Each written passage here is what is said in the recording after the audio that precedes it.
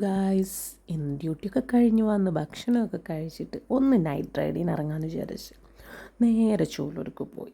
ചോലൂർ ചെന്ന് വാപ്പാനും ഉമ്മാനും എല്ലാവരൊക്കെ കണ്ട് കുറച്ച് നേരം വർത്താനമൊക്കെ പറഞ്ഞിരുന്ന് തിരിച്ചു പോന്നു. തിരിച്ചു പോരും വഴി പിടിയിലെത്തിയപ്പോൾ ഒരു ചായ കുടിക്കണം തോന്നി.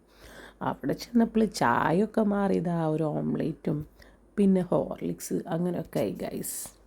സത്യം പറഞ്ഞാൽ ഇതൊക്കെ ഒരു പ്രത്യേക വൈബാണ് കേട്ടോ.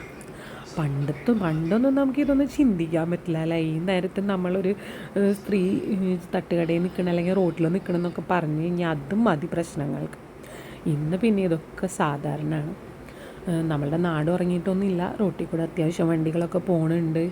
പിന്നെ വലിയ വലിയ ലോറി ഡ്രൈവേഴ്സൊക്കെ വണ്ടികൾ സൈഡിൽ ഒതുക്കിയിട്ട് ചായ കുടിക്കാൻ വരുന്നുണ്ട്. ഇത് 24 hours കേട്ടോ ഈ ചായക്കട.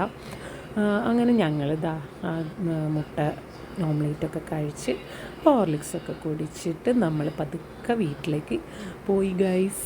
അപ്പോൾ ഈ നേരത്തുള്ള ഈ ഒരു യാത്ര സത്യം പറഞ്ഞാൽ നമ്മൾ പകൽ പോണ ആ ഒരു ത്രില്ലല്ല കേട്ടോ. ഇതൊരു വേറെ വൈബാണ് ഗൈസ്. എന്തായാലും പൊളിയാണ് ഗൈസ്. പൊളി.